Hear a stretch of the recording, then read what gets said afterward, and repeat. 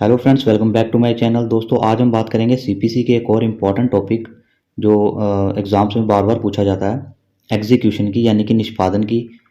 जिसके अंदर हम पढ़ेंगे कि व्हाट इज़ एग्जीक्यूशन यानी कि निष्पादन से आपका क्या अभिप्राय है। Can every degree be executed, क्या प्रत्येक डिग्री निष्पादित हो सकती है। और हम इसमें पढ़ेंगे निष्पादन न्यायालय डिग्री की सीमा से बाहर नहीं जा सकता। और एक निष्पादन न्यायालय कौन से प्रश्नों पर निर्णय कर सकता है, यानी कि वो कौन से क्वेश्चन हैं जिसको कोर्ट जो है एग्जीक्यूटिंग कोर्ट डिसाइड कर सकता है। सबसे पहले हम बात कर लेते हैं कि निष्पादन का मतलब क्या है। यहाँ पे एग्जीक्यूशन का क्या मतलब है। डिग्री का चैप्टर तो आपने पढ़ा ही है पीछे कि डिग्री क्या होती है और डिग्री कब पारित की जाती है। इस चैप्टर के अंदर हम बात करेंगे कि एग्जीक्यूशन ऑफ डिग्री क्या होता है, यानी कि डिग्री का निष्पादन क्या होता है। अगर मैं सरल शब्दों में बात करूं तो डिग्री के निष्पादन का मतलब यह है कि जो डिग्री कोर्ट ने पारित की है आपके पक्ष में या आपके विरोधी के पक्ष में, उसको एनफोर्स करवाना या उसको लागू करवाना, या डिग्री के अंदर जो बात लिखी हुई है उसको मनवाना और आपको न्याय दिलवाना। सीधा सा मतलब यह है डिग्री के निष्पादन का। मीनिंग ऑफ एग्जीक्यूशन, निष्पादन संबंधी विधि धारा 47, 48 और आदेश 21 में वर्णित है। यानी कि एग्जीक्यूशन से रिलेटेड जो भी इसमें विधि है, कानून है, वो धारा 47, 48 और आदेश 21 में बताया गया। उसमें सब कुछ बुक में इसका ये मतलब बताया गया है कि न्यायालय द्वारा प्रदान की गई डिग्री या आदेश में जिन निर्देशों का समावेश है उनका कार्य रूप में पालन किया जाना चाहिए। यानी कि न्यायालय कोर्ट ने जो भी डिग्री पारित की थी पहले या जो भी आदेश दिया था और जो भी उसमें निर्देश दिए थे कोर्ट ने, उसको कार्य रूप में उसका पालन किया जाना ही निष्पादन है। क्योंकि निष्पादन के बिना न्याय प्राप्त नहीं हो सकता। जब तक वो डिग्री एग्जीक्यूट नहीं होगी तब तक किसी भी व्यक्ति को न्याय नहीं मिल सकता। मान लीजिए आपका कोर्ट में कोई केस चल रहा है दूसरी पार्टी के साथ। अब कोर्ट ने आपके पक्ष में डिग्री तो पास कर दी, लेकिन उस डिग्री का एग्जीक्यूशन जब होगा तभी तो आपको पूरा न्याय मिलेगा। जब तक उस डिग्री का एग्जीक्यूशन ही नहीं होगा आपको न्याय कैसे मिल जाएगा। आपका न्याय तो बीच में आधा ही रह गया ना। कोर्ट ने डिग्री तो दे दी लेकिन उस डिग्री का एग्जीक्यूशन नहीं हुआ। यानी कि कोर्ट ने आदेश तो दे दिया लेकिन उस आदेश की पूर्ति जब तक नहीं होगी तब तक आपको न्याय कैसे मिलेगा। अब इसको एक एग्जांपल से देखिए। मान लीजिए ए ने बी के खिलाफ 1,000 रुपये के ऋण का दावा किया। यानी कि ए ने केस किया हुआ है बी के ऊपर कि उसने बी से जो है 1,000 रुपये लेने हैं, जिसमें उसने बी के खिलाफ 1,000 रुपये मूलधन यानी कि 1,000 रुपये जो उसकी मेन अमाउंट था वो, और अन्य संबंधित खर्चों को वसूल करने के लिए न्यायालय से प्रार्थना की। और जो उसने अलग से खर्चे किए केस को फाइल करने के या जो भी उससे पैसा रिकवर करने के लिए जो भी उसने खर्चे किए, उसका लगभग खर्चा जो हुआ वो टोटल 1,600 रुपये का हुआ। कोर्ट से उसने प्रार्थना की कि मुझे मेरा 1,600 रुपये जो है वो दिलवाए जाएं बी से। तो अब कोर्ट ने तो यहाँ पे डिग्री दे दी कि बी ने ए को 1,600 रुपये देने हैं, लेकिन जब तक बी आपको एक्चुअल में पैसे नहीं दे देता, आपके अमाउंट रिकवर नहीं हो जाता, तब तक आपके साथ न्याय नहीं होगा ना। कोर्ट के डिग्री पास कर देने से तो आपके साथ पूर्ण न्याय नहीं होगा। तो आदेश 21 के अंदर जो है एग्जीक्यूशन ऑफ डिग्री को बताया गया है। यानी कि जो कोर्ट ने आदेश पारित किया था या जो डिग्री पारित की थी उसको एग्जीक्यूट करवाना, उसका निष्पादन करवाना। एग्जीक्यूशन ऑफ डिग्री और रेस जुडिकाटा भी आपने जो पहले पढ़ा था, ये दोनों एक तरह से सेम ही काम करते हैं। इन दोनों का काम यही होता है कि अधिक से अधिक मुकदमेबाजी को रोकना। क्योंकि मान लीजिए पहले तो आपने पैसे लेने के लिए केस किया, फिर आप उसको रिकवर करने के लिए दोबारा से अगर केस करेंगे तो ऐसे तो मुकदमेबाजी कभी ख़त्म ही नहीं हो पाएगी। जैसे रेस जुडिकाटा में था कि मुकदमेबाजी को रोकना है, कम से कम करना है। इसलिए आदेश 21 में बताया गया है कि आप उसमें जो कोर्ट ने निर्देश दिए थे अगर वो आपके पास रिकवर अमाउंट नहीं हुआ है तो आपको दोबारा केस करने की बजाय कोर्ट में एक एप्लीकेशन लगानी चाहिए, कोर्ट से प्रार्थना करनी चाहिए कि मेरा जो अमाउंट है मुझे रिकवर करवाया जाए, मेरी डिग्री को जो है एग्जीक्यूट करवाया जाए, मेरी डिग्री का निष्पादन करवाया जाए। एग्जीक्यूशन ऑफ डिग्री का मतलब तो आपको समझ आ गया होगा। अब हमारे पास नेक्स्ट पॉइंट यहाँ पे बनता है, क्या प्रत्येक डिग्री निष्पादित हो सकती है। Can every degree be executed, यानी कि कोर्ट ने जो भी डिग्री पास की है, कोर्ट के द्वारा जो भी डिग्री दी गई है, क्या वो हर डिग्री एग्जीक्यूट की जा सकती है। हर प्रकार की डिग्री का निष्पादन नहीं हो सकता। केवल उन्हीं डिग्रियों या आदेशों का निष्पादन किया जाता है जो निष्पादन योग्य होती हैं। यानी कि हर डिग्री को यहाँ पे एग्जीक्यूट नहीं किया जा सकता। यहाँ पे उन्हीं डिग्रियों को एग्जीक्यूट किया जाता है, उन्हीं डिग्रियों का निष्पादन हो सकता है जो निष्पादन योग्य होती हैं। फॉर एग्जांपल डेक्लारेटरी जो डिग्रीज हैं यानी कि जो घोषणात्मक हैं, जो कोर्ट ने घोषणा की है, उन डिग्रियों को जो है एग्जीक्यूट नहीं किया जा सकता। सेकंड नंबर पे यहाँ पे बताया गया है अवधि बाधित डिग्रियां, जिसमें कोई टाइम बाउंडेशन होती है। घोषणात्मक डिग्रियां वो होती हैं कि जो कोर्ट ने घोषणा कर दी, मान लीजिए आपने अपने अधिकारों के लिए कोई केस फाइल किया था और आप, क्योंकि आपको आपके अधिकारों से वंचित रखा जा रहा था, उन अधिकारों से जो जिसके आप हकदार हैं, अब कोर्ट ने यहाँ पे घोषणा कर दी कि आपको वो अधिकार दिए जाएं, तो वो आपको अधिकार मिलेंगे, आपको एग्जीक्यूशन करवाने की ज़रूरत नहीं है। अगला पॉइंट यहाँ पे बनता है कि डिग्री का जो निष्पादन है उसके लिए कौन एप्लीकेशन कर सकता है, कौन कोर्ट से प्रार्थना कर सकता है कि मेरी डिग्री को जो है वो निष्पादित करवाया जाए, मेरी डिग्री को एग्जीक्यूट करवाया जाए। तो यहाँ पे बताया गया है कि डिग्री या आदेश के निष्पादन के लिए प्रार्थना पत्र डिग्रीदार द्वारा दिया जाना चाहिए, यानी कि जो डिग्री होल्डर है, जिसके पक्ष में कोर्ट ने डिग्री डिक्लेयर की थी, उसको एप्लीकेशन लगानी चाहिए, उसको कोर्ट से प्रार्थना करनी चाहिए कि मेरी डिग्री को जो है वो एग्जीक्यूट करवाया जाए। जिनको कोर्ट ने डिग्री प्रदान की है उसमें डिग्रीदारों की संख्या जो है वो ज़्यादा है, तो उनमें से कोई एक व्यक्ति बाकी डिग्रीदारों के बिहाफ पे जो है एग्जीक्यूशन के लिए एप्लीकेशन फाइल कर सकता है। अब इसमें नेक्स्ट क्वेश्चन पूछा जा सकता है कि व्हाट क्वेश्चन में be decided by executing court. निष्पादन न्यायालय कौन से प्रश्नों का निर्णय कर सकता है? सेक्शन 47 में इसकी बात की गई है। निष्पादन न्यायालय उन समस्त प्रश्नों का निर्णय करेगा जो डिग्री के निष्पादन यानी कि डिग्री को एग्जीक्यूट करने के लिए, डिग्री को समाप्ति के लिए और डिग्री की संतुष्टि के संबंध में वाद के पक्षों या अन्य प्रतिनिधियों के बीच उत्पन्न होते हैं। यानी कि जो वाद के पक्षकार हैं, जो डिफेंडर और जो प्लेंटिफ हैं, उनके बीच जो भी क्वेश्चन अराइज होंगे, उन सभी क्वेश्चंस को डिसाइड करेगा एग्जीक्यूटिंग कोर्ट। सेकंड पॉइंट बनता है इसमें, निष्पादन न्यायालय किसी क्षेत्राधिकार की सीमा संबंधी आपत्ति के अभाव में इस धारा के अंतर्गत किसी कार्यवाही को, यानी कि जो कार्यवाही होनी है वहाँ पे, वाद के रूप में मान सकता है तथा यदि आवश्यक हो तो अतिरिक्त कोर्ट फीस के भुगतान का आदेश दे सकता है। जो पक्षकार हैं उनके बीच यह प्रश्न उठता है कि क्या कोई व्यक्ति किसी पक्षकार का प्रतिनिधि है या नहीं। निष्पादन न्यायालय डिग्री की सीमा के बाहर नहीं जा सकता। यहाँ पे बड़ा एक इम्पॉर्टेंट पॉइंट बताया गया है कि an executing court can not go beyond the decree, यानी कि न्यायालय जो है, जिस न्यायालय के अंदर डिग्री का निष्पादन होना, वो एग्जीक्यूटिंग कोर्ट डिग्री की सीमा के बाहर नहीं जा सकता। ना ही निष्पादन न्यायालय यानी कि एग्जीक्यूटिंग कोर्ट जो है वो डिग्री की मान्यता के ऊपर कोई प्रश्न उठा सकता है। जो एग्जीक्यूटिंग कोर्ट है उसका काम सिर्फ डिग्री को एग्जीक्यूट करना है, ना कि डिग्री के ऊपर, डिग्री की मान्यता के ऊपर कोई प्रश्न उठाना या डिग्री की वैधता और शुद्धता पर प्रश्न उठाना इसके क्षेत्र के बाहर की बात है। यानी कि जो एग्जीक्यूटिंग कोर्ट है वो ना तो डिग्री के ऊपर कोई प्रश्न उठा सकता है और ना ही डिग्री की वैधता और शुद्धता पे कोई प्रश्न उठा सकता है। ना ही कोई ऐसा क्वेश्चन वहाँ पे अराइज हो सकता है कि डिग्री जो है वो फ्रॉड है या डिग्री गलत तरीके से प्राप्त की गई है या गलत व्यक्ति के विरुद्ध पास की गई है। तो एग्जीक्यूटिंग कोर्ट का काम सिर्फ उसको एग्जीक्यूट करना है। ना कुछ एक्सेप्शन बताई गई हैं कि जिन एक्सेप्शंस में, जिन स्थितियों में कोर्ट जो है वो डिग्री की सीमा से बाहर जा सकता है। वो एक्सेप्शन कौन कौन सी हैं? वेयर डिग्री इज वॉइड, जहाँ पे डिग्री शून्य हो जाती है। यदि निर्णीत ऋणी यह आपत्ति करता है कि डिग्री मृतक व्यक्ति के खिलाफ पारित की गई है, यानी कि जो व्यक्ति मर गया है उसके खिलाफ डिग्री पारित की गई है, तो वो कैसे एग्जीक्यूट हो पाएगी जब वो व्यक्ति मर गया है? यानी कि वो पर्सन तो मर चुका है और उसका कोई वैलिड रिप्रेजेंटेटिव भी नहीं है। अगर ऐसी आपत्ति जो किसी व्यक्ति के द्वारा उठाई गई है और वो वैध है और वो ये साबित कर देता है, तो वहाँ पे डिग्री जो है वो वॉइड हो जाएगी, शून्य हो जाएगी। सेकंड पॉइंट बनता है, जहाँ डिग्री अस्पष्ट या संदिग्ध हो, यानी कि वेयर डिग्री इज अनसर्टेन और वोट, जहाँ पर डिग्री में स्पष्ट कुछ ना लिखा हो, जहाँ पर डिग्री में एक बात के कई मतलब निकलते हों, वहाँ पर एग्जीक्यूटिंग कोर्ट जो है वो डिग्री की जांच के लिए आदेश दे सकता है।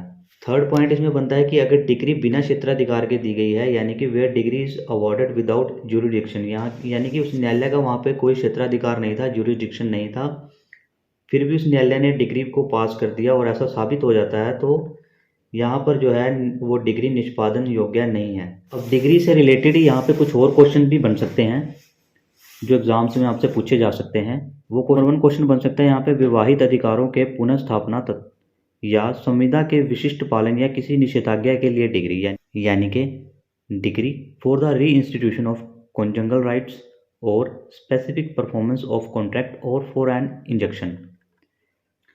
सेकंड क्वेश्चन यहाँ पे इंपॉर्टेंट बन सकता है किसी अभिहस्तांतरण के लिए निष्पादन, और थर्ड क्वेश्चन यहाँ पे बन सकता है कि degree for the delivery of immovable property. एक और इम्पोर्टेंट क्वेश्चन भी यहाँ पे आपसे पूछा जा सकता है कि एक पक्षीय डिग्री क्या है और इसे किस प्रकार से रद्द किया जाता है, यानी कि एक्स पार्टी डिग्री क्या है और how can it be settled aside. तो सबसे पहले हम बात कर लेते हैं नंबर 1 क्वेश्चन जो इसमें आपसे पूछा जा सकता है, वो है execution of decree for restitution of conjugal rights और स्पेसिफिक परफॉर्मेंस ऑफ कॉन्ट्रैक्ट और फॉर एन इंजेक्शन। अब ये जो बात की गई है वो की गई है आदेश 21 नियम 32 में।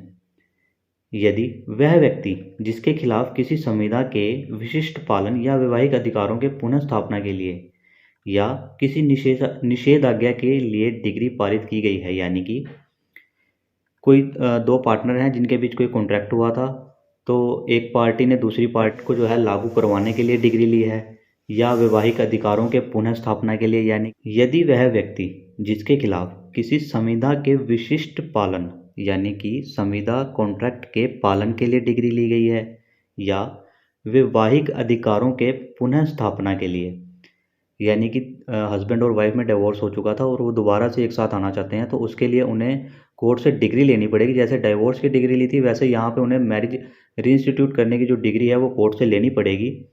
और किसी निषेधाज्ञा के लिए डिग्री, यानी कि कोई इंजेक्शन है उसके लिए कोई डिग्री पारित हुई थी और वह उस डिग्री का पालन मौका पाने पर भी नहीं करता, यानी कि इनमें से जो डिग्री पास हुई थी, जो डिग्री पारित हुई थी और जिनके खिलाफ पारित हुई थी, वो उनको चांस मिला था लेकिन उन्होंने उसका पालन नहीं किया, उसको जो है एग्जीक्यूट नहीं किया या जानबूझकर उसका पालन करने में असमर्थ रहता है, या तो वो जानबूझ के उसका पालन नहीं किया या वो कर नहीं पाया, जैसे भी जो भी सिचुएशन बनी।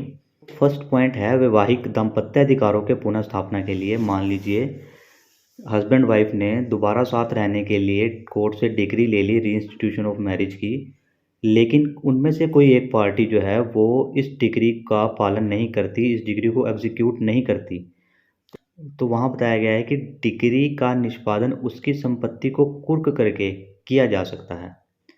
तो अगर वो इस डिग्री को एग्जीक्यूट नहीं करते हैं जानबूझकर या किसी भी सिचुएशन में, तो वहाँ पर उनकी संपत्ति को कुर्क किया जा सकता है। के विशिष्ट पालन के लिए या निषेधाज्ञा की डिग्री के लिए निष्पादन, अगर कोई कॉन्ट्रैक्ट, अगर किसी कॉन्ट्रैक्ट की कोई बात थी या कोई इंजेक्शन की बात थी और वहाँ पे वो फेल हो जाते हैं उस डिग्री को एग्जीक्यूट करने में, उस डिग्री को का पालन वो नहीं करते हैं, कोई भी पार्टी जिसके खिलाफ डिग्री पारित हुई थी, तो उनको सिविल जेल में जो है रखा जा सकता है और उनकी संपत्ति को कुर्क करके या दोनों प्रकार से भी किया जा सकता है। तो अगर ऐसी कोई कॉन्ट्रैक्ट की कोई सिचुएशन या इंजेक्शन की सिचुएशन में डिग्री का एग्जीक्यूशन नहीं होता, तो जो पार्टी फेल होती है जिसके खिलाफ डिग्री पारित हुई थी और जो इसका पालन नहीं करती है, उसको या तो सिविल जेल में डाला जा सकता है या उसकी संपत्ति को कुर्क करके या दोनों तरह की सज़ा उसको दे करके जो है उसकी डिग्री को एग्जीक्यूट किया जा सकता है। यदि वह व्यक्ति जिसके खिलाफ संविदा के विशिष्ट पालन या निषेधाज्ञा के लिए डिग्री पारित की गई थी, यानी कि वो पर्सन जिसके खिलाफ डिग्री पास हुई थी किसी इंजेक्शन की वजह से या किसी ब्रीच ऑफ कॉन्ट्रैक्ट की वजह से, अगर वो निगम है यानी कि वो कोई कॉरपोरेशन है, तो कॉरपोरेशन की संपत्ति को कुर्क करके, यानी कि, और अगर वो कॉरपोरेशन जो है वो फेल हो जाता है डिग्री को एग्जीक्यूट करने में, डिग्री का पालन करने में, अगर तो कोर्ट यहाँ पे एग्जीक्यूट करवाएगा कैसे, या तो कॉरपोरेशन की संपत्ति को कुर्क करके या जो उसके पदाधिकारी हैं उनको सिविल जेल में डाल करके, या दोनों प्रकार से यहाँ पे कोर्ट जो है इसका एग्जीक्यूट करवा सकता है। उपनियम 1 और 2 में बताया गया है कि जो कुर्की की सीमा है वो 6 महीने तक जारी रह सकती है।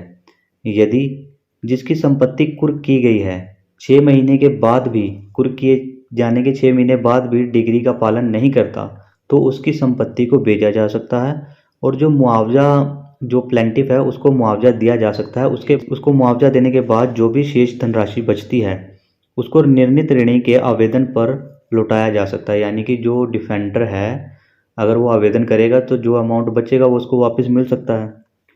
और यदि अगर वो डिग्री का पालन कर देता है 6 महीने बाद, मान लो उसकी संपत्ति कुर्क होगी, उसके 6 महीने बाद वो डिग्री को एग्जीक्यूट कर देता है, उसका पालन कर देता है, जो भी कोर्ट ने उसको ऑर्डर दिए थे, जो भी निर्देश दिए थे, या डिग्री के अंदर जो भी बातें कही थी, अगर वो उन बातों को मान लेता है और डिग्री का पालन करता है, तो कुर्की को यहाँ पे खारिज कर दिया जाएगा। अब अगला पॉइंट यहाँ पे बनता है कि वैवाहिक अधिकारों के पुनर्स्थापना के लिए डिग्री के निष्पादन में न्यायालय का क्षेत्राधिकार क्या है। Jurisdiction of court in executing decree of restitution of conjugal rights, आदेश 21 नियम 32 के अनुसार।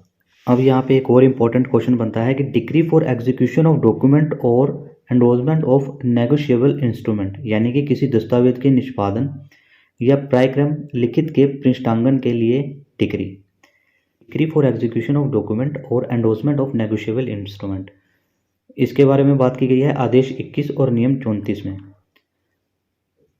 अब आदेश 21 के नियम 35 में बात की गई है execution of decree for delivery of any immovable property, यानी कि कोई स्थावर अचल संपत्ति की सपुर्दगी के लिए डिग्री।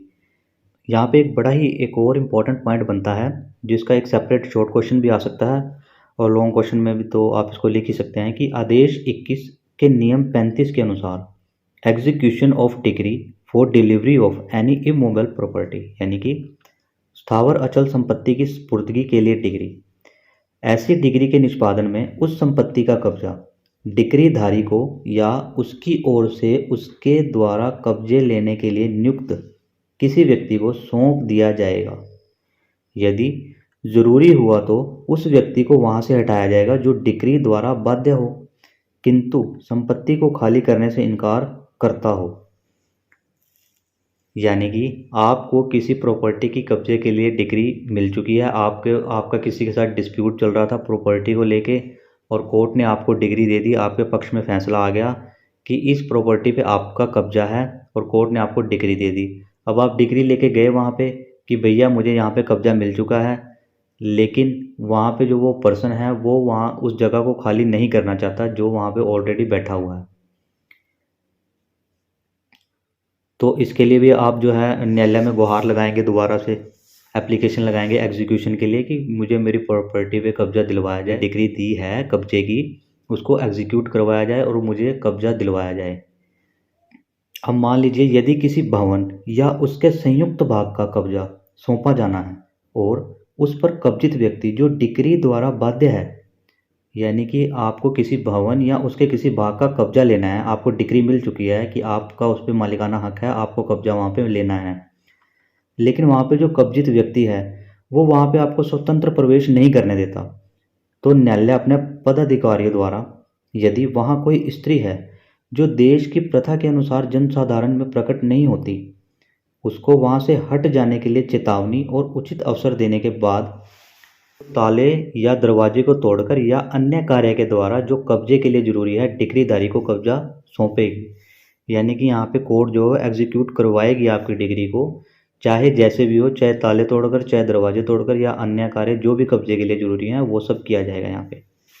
अब यहाँ पे नेक्स्ट पॉइंट बनता है इसी में इमूवेबल प्रॉपर्टी में, जहाँ अचल संपत्ति किसी किराएदार के कब्जे में है या कब्जे के अधिकारी किसी व्यक्ति के कब्जे में है जो डिग्री द्वारा बाध्य नहीं है, तो ऐसी अवस्था में नियम 36 के अनुसार कब्जा सौंपने के लिए न्यायालय यह आदेश देगा कि वारंट की एक कॉपी उस संपत्ति के किसी स्पष्ट भाग पर चिपका दी जाए तथा काबिज व्यक्ति को नगाड़े की चोट पर या किसी अन्य प्रथागत ढंग से डिग्री के सार की घोषणा किसी सुविधाजनक स्थान पर की जाए। अब यहाँ पे एक और इम्पोर्टेंट क्वेश्चन आपसे पूछा जा सकता है एग्जाम में कि एक पक्षीय डिग्री क्या है, यानी कि एक्स पार्टे डिग्री क्या है। जब प्रतिवादी सम्मन प्राप्त करने के बावजूद भी बिना किसी कारण के न्यायालय में पेश नहीं होता, यानी कि प्रतिवादी को सम्मन तो प्राप्त हो चुका है लेकिन वो बिना किसी कारण न्यायालय में नहीं आ रहा, न्यायालय द्वारा वादी के पक्ष में जो डिग्री दी जाती है वो तो प्रेजेंट हुआ नहीं, जो प्रतिवादी था, जो डिफेंडर था, वो कोर्ट में प्रेजेंट नहीं हुआ, तो कोर्ट क्या करता है, वादी के पक्ष में, प्लेंटिफ के पक्ष में एक डिग्री को जो पारित करता है उसे एक पक्षीय डिग्री यानी कि एक तरफा डिग्री कहते हैं। एक तरफा डिग्री पारित करने का आधार यह है कि जब प्रतिवादी को सम्मन भेजकर इस बात की सूचना दी जाती है कि वादी ने उसके खिलाफ अमुक वाद दायर किया है।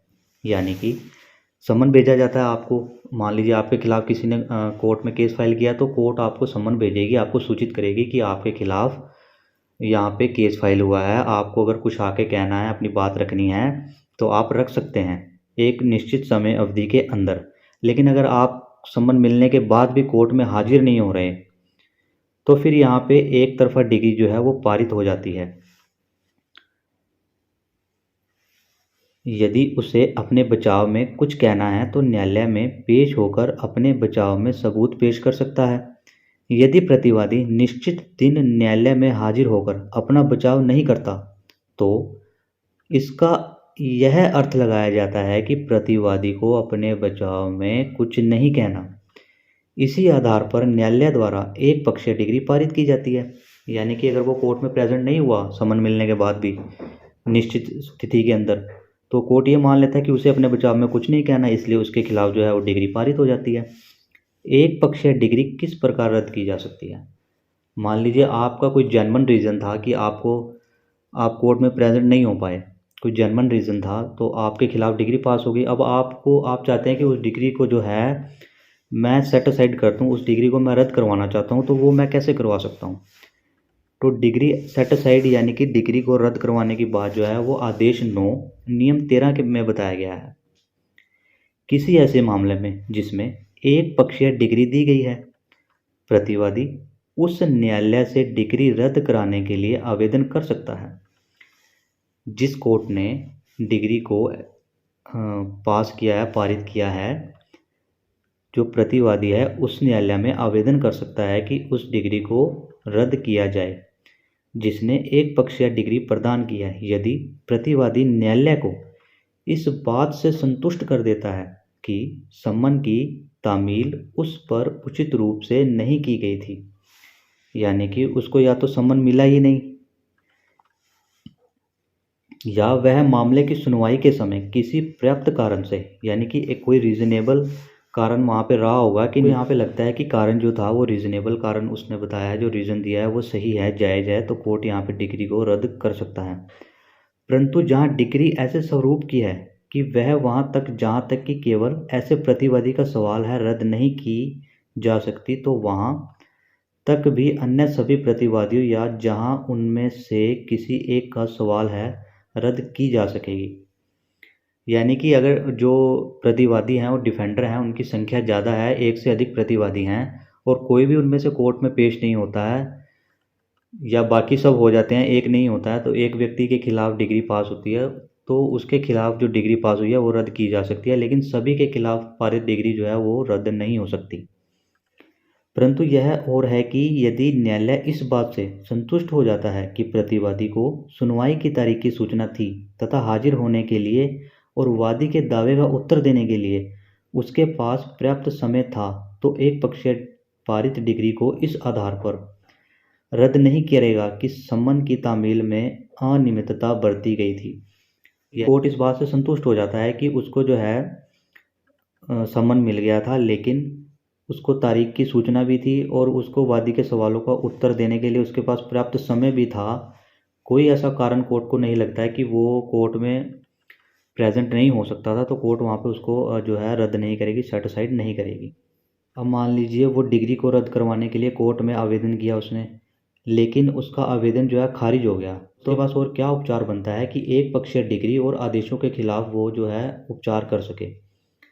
प्रतिवादी को एक पक्षीय डिग्री के खिलाफ कुछ उपचार बताए गए हैं। कौन कौन से? प्रतिवादी द्वारा अपील, यानी कि जो प्रतिवादी है, जो डिफेंडर है, वो अपील कर सकता है अगर उसकी जो उसने कोर्ट में आवेदन दिया था, जो एप्लीकेशन दी थी साइड की डिग्री को सेट असाइड करने की, वो खारिज हो चुकी है, तो वो अब आगे अपील कर सकता है। धारा 96(2) के अंदर इसको बताया गया है। सेकंड जो है वो रिव्यू के लिए बोल सकता है। धारा 144 व आदेश 47 में इसकी बात की गई है कि वो जो है उस डिग्री को रिव्यू के लिए बोल सकता है कि उसका पुनः विलोकन किया जाए।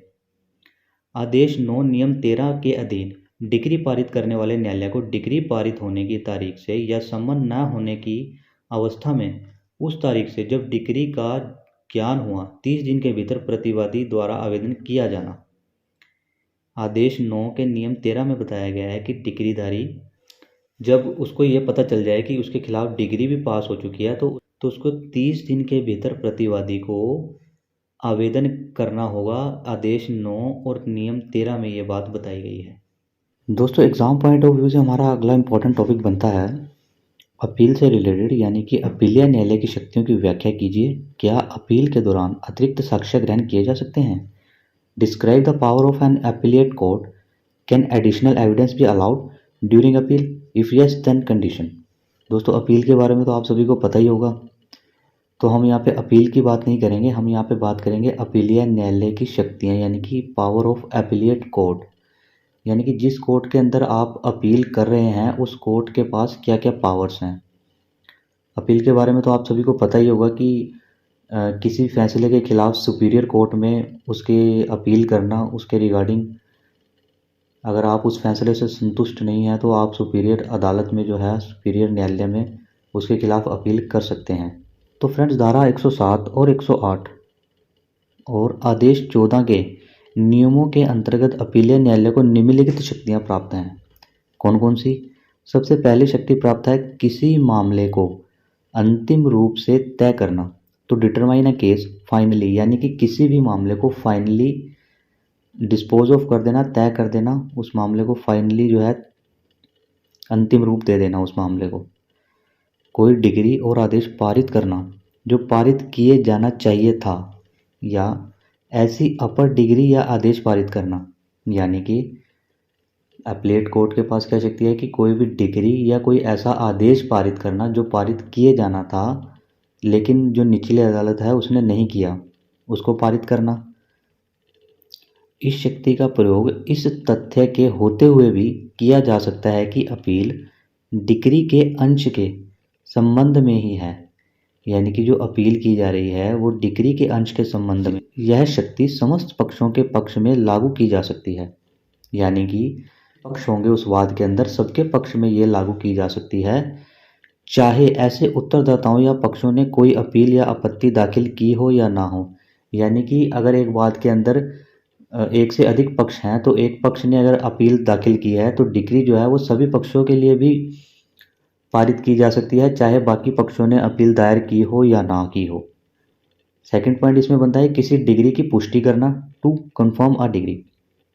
अपील न्यायालय किसी डिग्री को जिससे अपील की गई है, जिस न्यायालय से अपील की गई है वो किसी डिग्री की पुष्टि कर सकेगा, लागू कर सकेगा या उलट सकेगा। यानी कि वो उस डिग्री को कंफर्म कर सकता है कि डिग्री में जो कुछ निर्देश दिए गए हैं बिल्कुल सही है, ओके है, कोई दिक्कत नहीं है, या उस डिग्री को एग्जीक्यूट करवा सकता है, निष्पादन कर सकता है, उसको लागू करवा सकता है, या उस डिग्री को उलट सकता है।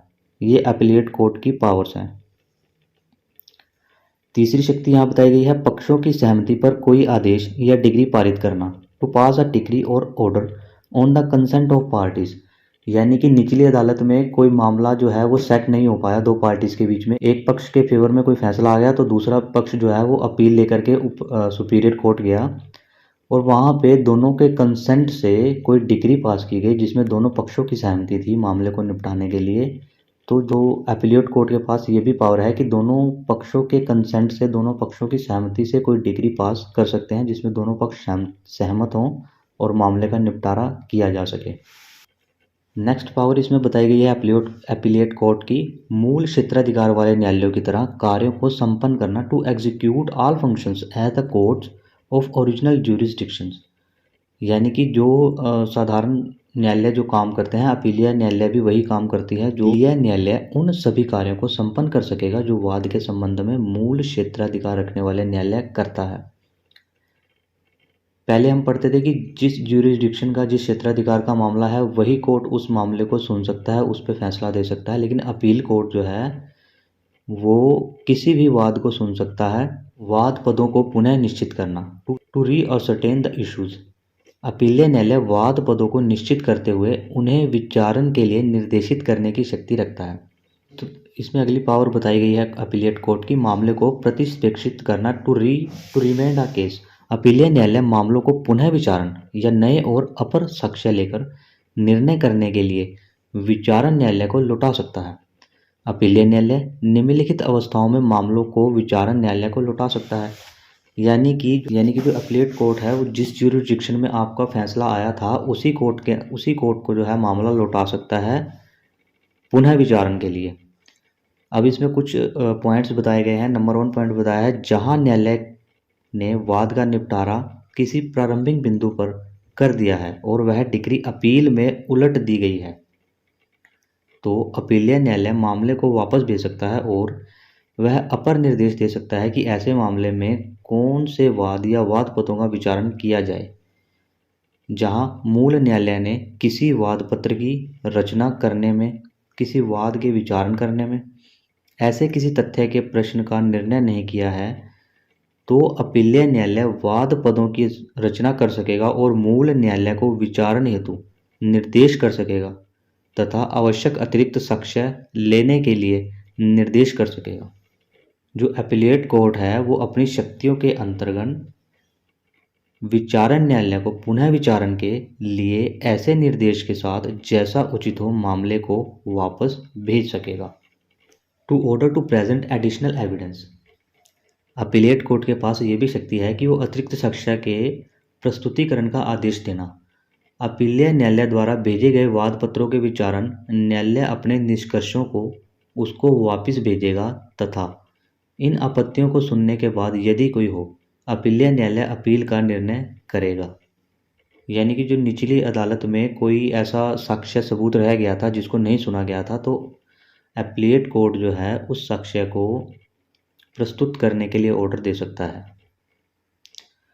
अब इसी से रिलेटेड अगला हमारा इंपॉर्टेंट टॉपिक बनता है, can additional evidence be allowed during appeal, क्या अपील के दौरान अतिरिक्त साक्ष्य ग्रहण किए जा सकते हैं। आदेश 41 नियम 27 के अनुसार अपील न्यायालय के समक्ष अतिरिक्त साक्ष्य मौखिक या दस्तावेजी प्रस्तुत करने का कोई अधिकार नहीं है। यानी कि अपील न्यायालय के समक्ष कोई ऐसे एविडेंस जो एडिशनल हैं, जब कोर्ट में प्रोसीडिंग चल रही थी फैसला आने से पहले, तब उनको प्रस्तुत नहीं किया गया। अपील लगाने के दौरान जो एडिशनल एविडेंस हैं वो तब प्रस्तुत नहीं किए जा सकते जहां अधीनस्थ न्यायालय ने उस साक्ष्य को स्वीकार करने से। लेकिन यहाँ पे कुछ ऐसे पॉइंट बनते हैं, अगर ऐसी सिचुएशन हुई हो तो वहाँ पे एडिशनल एविडेंस जो हैं, जो अतिरिक्त साक्ष्य हैं, उनको एक्सेप्ट किया जा सकता है, सुना जा सकता है। वो कौन कौन से बनते हैं, जहाँ अधीनस्थ न्यायालय ने, यानी कि जो निचली अदालत जहाँ पे केस चल रहा था, ने उस साक्ष्य को स्वीकार करने से इनकार कर दिया हो। यानी कि जिस कोर्ट के अंदर केस चल रहा था, प्रोसीडिंग चल रही थी, उस कोर्ट ने जो एविडेंस आप अपील के दौरान पेश कर रहे हैं उसको सुनने या देखने या स्वीकार करने से इनकार कर दिया हो, जिसको स्वीकार किया जाना चाहिए था, यानी कि उसको एक्सेप्ट किया जाना चाहिए था लेकिन किया नहीं गया, या जहां अतिरिक्त साक्ष्य पेश करने वाला पक्ष यह साबित कर देता है कि उचित कोशिश करने के बावजूद डिक्री पारित करने के समय ऐसा साक्ष्य उसकी जानकारी में नहीं था, या जिसने अपील की है वो यह साबित कर देता है कि जब डिक्री पारित हुई तब यह सबूत उसके पास अवेलेबल नहीं था या उसकी जानकारी में नहीं था, इसलिए वो कोर्ट में तब पेश नहीं कर पाया। अब अपील के साथ इसलिए अब वो अपील के साथ इसको पेश कर रहा है, तब वहाँ पे उस मामले को सुना जा सकता है। सेकंड पॉइंट है, जहां अपीलीय न्यायालय किसी दस्तावेज का पेश किया जाना या किसी साक्षी का परीक्षण किया जाना निर्णय की घोषणा के लिए या किसी अन्य महत्वपूर्ण कारण से आवश्यक समझता हो, जहां अपीलेट कोर्ट को लगता हो कि यहाँ पे इस दस्तावेज को पेश किया जाना चाहिए, इसका बहुत ज़रूरी है फैसले को अंतिम रूप देने के लिए, न्याय देने के लिए, या जो गवाह है या जो प्रूफ है उसको एग्जामाइन किया जाना चाहिए, उस स्थिति में भी जो है अपीलिया कोर्ट जो है वो एक्सेप्ट कर सकता है एडिशनल एविडेंस। अब रूल 28 नियम 28 के अनुसार ऐसा अतिरिक्त साक्ष्य या तो अपील न्यायालय खुद ले सकता है या निचली अदालत को जिसकी डिक्री के खिलाफ अपील की गई है। रूल 28 कहता है कि अपील कोर्ट या तो खुद उस साक्ष्य को ले सकता है या जिस कोर्ट ने डिक्री पारित की है जिसके खिलाफ अपील की गई है, या किसी भी अधीनस्थ न्यायालय को लेने के लिए और उसके लिए जाने के बाद अपील न्यायालय को भेजने के लिए निर्देश दे सकता है।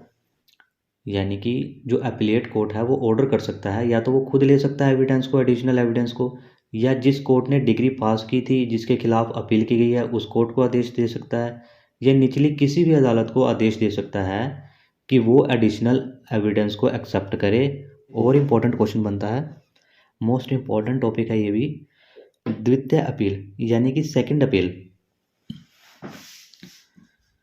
द्वितीय अपील से तात्पर्य उस अपील से है जो प्रथम अपील में प्राप्त डिग्री के खिलाफ की जाती है।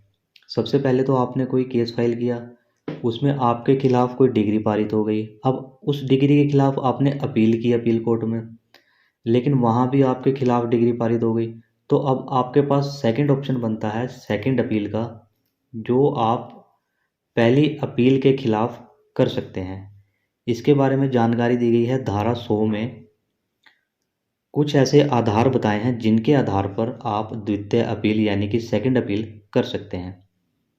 नंबर 1 है वहाँ के सिवाय जहाँ इस संहिता के निकाय में उस समय लागू या किसी अन्य विधि द्वारा स्पष्ट रूप से अन्यथा उपबंधित है। हाई कोर्ट के अधीन किसी न्यायालय में अपील की जा सकेगी बशर्ते कि उसमें विधि का कोई आधारभूत प्रश्न अंतर्गत हो। अतः स्पष्ट है कि द्वितीय अपील विधि के किसी सारभूत प्रश्न के आधार पर की जा सकती है, किसी तथ्य के प्रश्न पर नहीं। यानी कि कोई आधारभूत क्वेश्चन है, कोई वहाँ पे इम्पोर्टेंट बेस बनता है, कोई ग्राउंड बनता है, तभी वहाँ पे सेकंड अपील की जा सकती है। किसी भी फैक्ट के आधार पर, किसी भी तथ्य पर यहाँ पर कोई प्रश्न नहीं किया जा सकता। सेकंड पॉइंट यहाँ बनता है एक पक्षीय पारित अपील या डिग्री की अपील इस धारा के अधीन हो सकेगी। यानी कि एक पक्ष को सुना गया, दूसरे पक्ष को नहीं सुना गया, या एक्स पार्टी डिग्री है, एक्स पार्टी डिग्री की अपील है, उसके खिलाफ सेकंड अपील जो है वो की जा सकती है।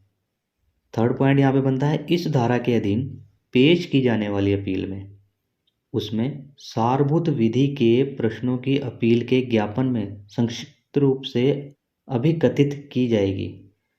जब हाई कोर्ट को यह समाधान हो जाता है कि मामले में कोई विधि का प्रश्न अंतर्गत है, तो वह ऐसे प्रश्न को निश्चित करेगा।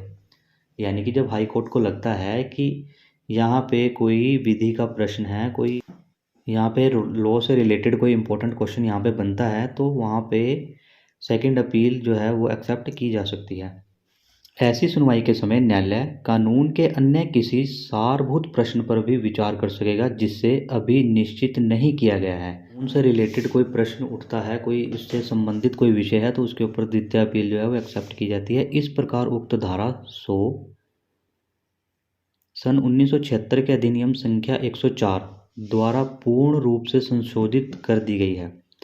इस धारा में उपबंधित प्रावधानों के अनुसार अब द्वितीय अपील केवल कानून के किसी सारभूत प्रश्न के आधार पर ही की जा सकती है।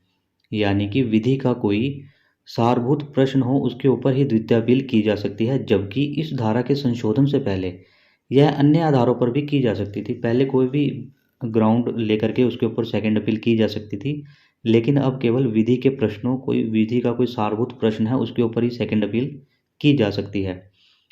धारा 101 स्पष्ट रूप से कहती है कि धारा 100 में वर्णित आधारों के अलावा अन्य किसी आधार पर द्वितीय अपील नहीं की जा सकती।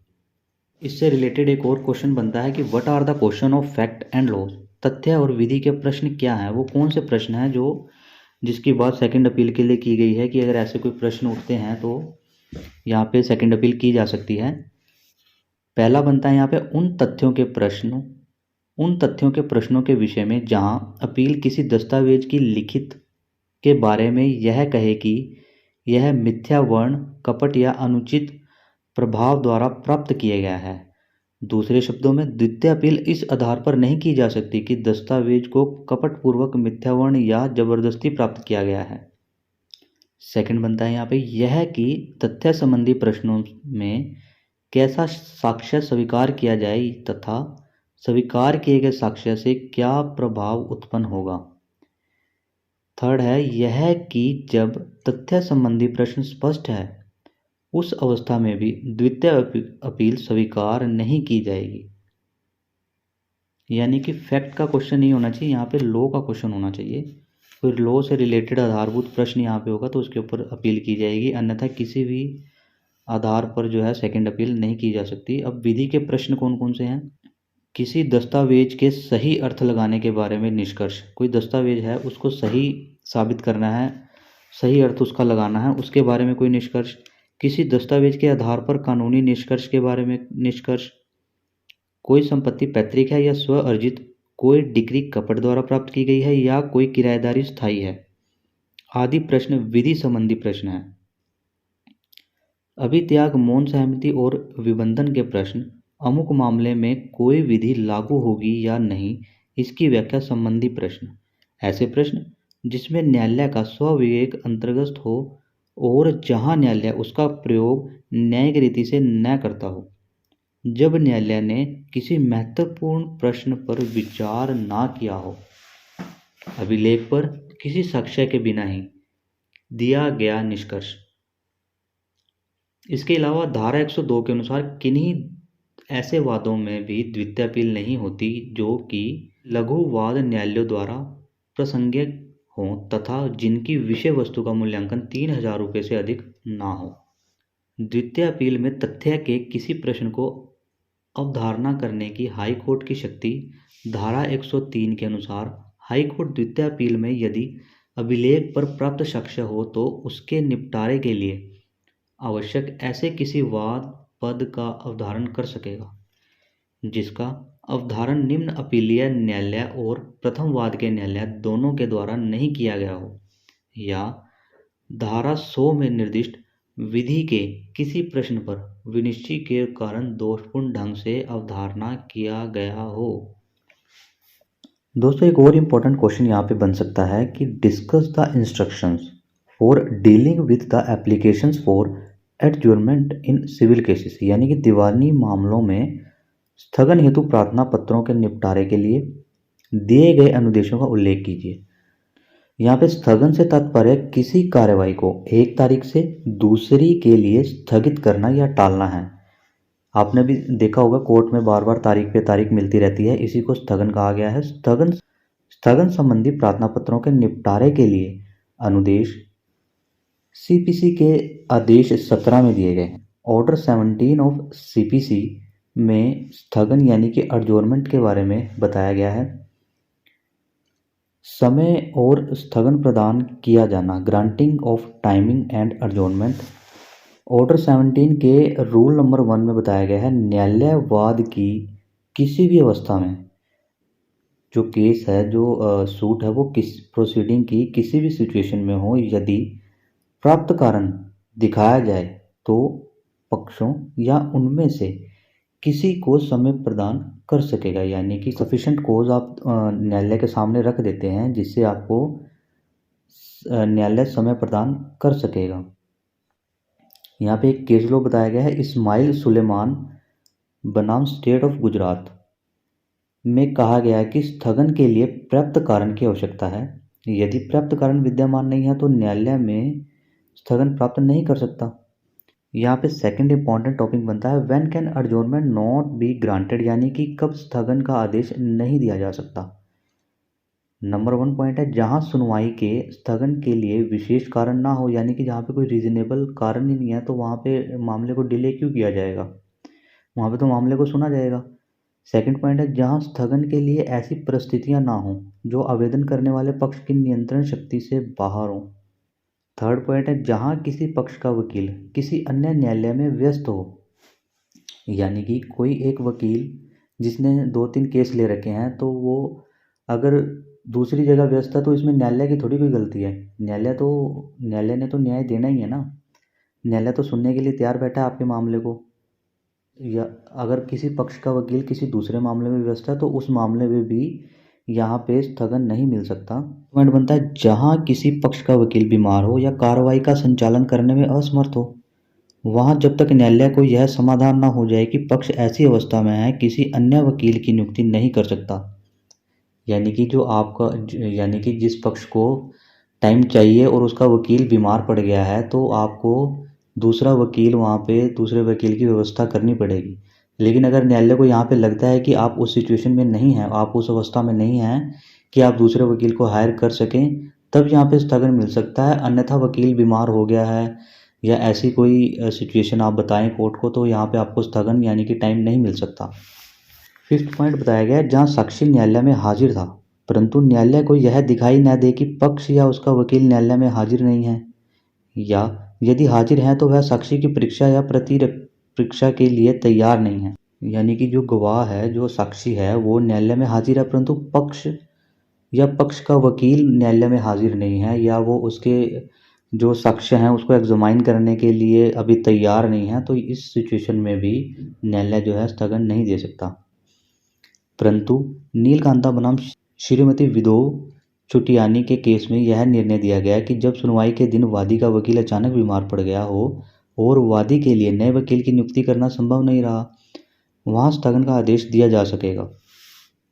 इसी प्रकार श्रीमती भगवती देवी और अन्य बनाम श्रीमती मोक्षदा बालावर्मन और अन्य में प्रतिवादी के वकील ने अपनी लड़की के अचानक बीमार हो जाने के कारण एकदम स्थगन के लिए आवेदन पत्र पेश किया, जो इस आधार पर खारिज कर दिया कि पिछली बार अंतिम स्थगन दिया गया था। निर्णय हुआ कि स्थगन के प्रार्थना पत्र को खारिज किया जाना न्यायालय की शक्ति के बाहर था।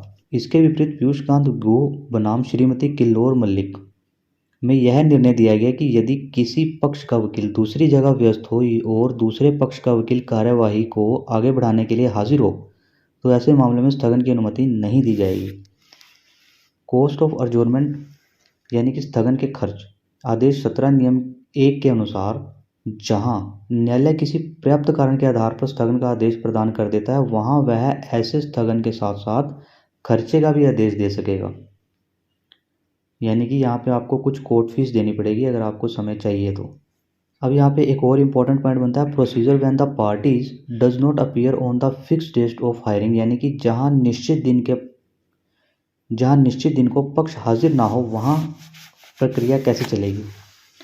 तो ये बताया गया है ऑर्डर नंबर 17 के रूल नंबर 2 में, जहाँ किसी ऐसे दिन जिसको कि वाद की सुनवाई स्थगित हुई है, पक्षकार या उनमें से कोई हाजिर नहीं होता, वहाँ न्यायालय आदेश 9 द्वारा उस वास्ते निर्धारित रीतियों में से एक में वाद का निपटारा करने के लिए अग्रसर होगा या ऐसा अन्य आदेश दे सकेगा जैसा कि वह उचित समझता है। परंतु जहाँ किसी पक्ष के साक्ष्य को या साक्ष्य के किसी भाग को रिकॉर्ड कर लिया गया हो और ऐसा पक्ष ऐसे दिन को जिस दिन की वाद की सुनवाई स्थगित हुई है हाजिर होने में असफल रहता है, वहाँ न्यायालय अपने स्वविवेक से उस मामले में ऐसे अग्रसर हो सकेगा जैसे कि यदि वह पक्ष हाजिर होता तो अग्रसर हो सकता था। इस प्रकार वाद की सुनवाई की स्थगन की तारीख पर पक्षकार के गैर हाजिर होने पर न्यायालय आदेश 9 के अंतर्गत कार्य कर सकता है या अन्य स्थगन प्रदान कर सकता है या अन्य ऐसा कोई आदेश दे सकता है जैसा कि वह उचित समझे। उस वाद में ऐसे आगे बढ़ सकता है जैसे कि पक्षकार के हाजिर होने पर होता है। अब यहाँ पे एक और इम्पोर्टेंट पॉइंट बनता है, किसी पक्षकार द्वारा साक्ष्य पेश करने आदि में असफल रहने पर प्रक्रिया। ये बताया गया है ऑर्डर नंबर 17 के रूल 3 के कि जब कोई ऐसा पक्ष जिसे समय प्रदान किया गया है अपना साक्ष्य पेश करने में या अपने साथियों को पेश करने में या ऐसा कोई अन्य कार्य करने में जो वाद की अग्रिम प्रगति के लिए आवश्यक है, जिसके लिए समय दिया गया है, असफल रहता है, वहाँ ऐसी चूक के होते हुए भी न्यायालय यदि पक्ष हाजिर है तो वाद के निर्णय के लिए और यदि पक्ष या उसमें से कोई गैर हाजिर है तो नियम 2 के अंतर्गत आगे बढ़ सकेगा। एक इम्पोर्टेंट केस लो बताया गया है साक्ष्य के लिए बार बार स्थगन। गुरुसव्या बनाम विरप्या मद्रास में यह निर्णय दिया गया कि जहां प्रतिवादी को अपने साक्ष्य पेश करने के लिए कई बार अवसर प्रदान किए गए हों और अंतिम बार स्थगन का आदेश प्रतिवादी अपना साक्ष्य पेश करने के लिए दिया गया हो, वहां प्रतिवादी द्वारा साक्ष्य पेश न किए जाने पर उसे और स्थगन का आदेश नहीं दिया जाना चाहिए।